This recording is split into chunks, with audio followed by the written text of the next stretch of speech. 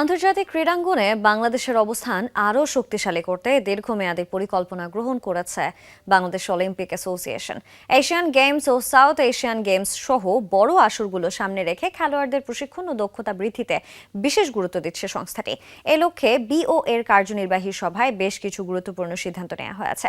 সকালে শরীয়তপুরের জাজিরা পদ্মা রিসোর্টে বাংলাদেশ অলিম্পিক অ্যাসোসিয়েশনের কার্যনির্বাহী সভায় সভাপতিত্ব করেন সেনাপ্রধান জেনারেল ওয়াকারুজ্জামান। সভায় 20তম এশিয়ান গেমস, চতুর্থ ইউথ অলিম্পিক ও 14তম সাউথ এশিয়ান গেমসকে সামনে রেখে খেলোয়াড় উন্নয়ন ও প্রশিক্ষণ পরিকল্পনা নিয়ে আলোচনা করা হয়। এশিয়ান গেমসে 23টি ডিসিপ্লিনে প্রাথমিকভাবে 193 জন খেলোয়াড় পাঠানোর সিদ্ধান্তের পাশাপাশি হকি ও সাঁতারকে বিশেষ গুরুত্ব দেওয়ার কথা জানান কর্মকর্তারা। বর্তমান বৈশ্বিক পরিস্থিতিতে সাউথ এশিয়ান গেমস আয়োজন নিয়ে সংশয় থাকলেও বাংলাদেশ থেকে দল পাঠানোর প্রস্তুতি রাখার বিষয়ে একমত হন সদস্যরা। এছাড়া দক্ষ ক্রীড়া প্রশাসক তৈরি এবং খেলোয়াড়দের সরঞ্জাম আমদানিতে কর ছাড়ের প্রস্তাবও উঠে আসে বৈঠকে।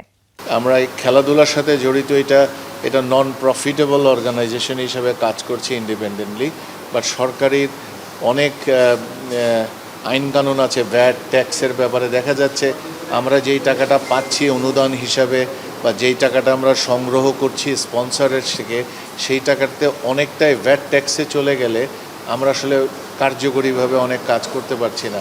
তো আমাদের এখন যেটা করণীয় হবে সেটা হচ্ছে যে আমরা সরকারের কাছে উপস্থাপন করব যে এই জায়গায় যেন আমাদেরকে ছাড় দেওয়ার একটা ব্যবস্থা করা হয়। সেই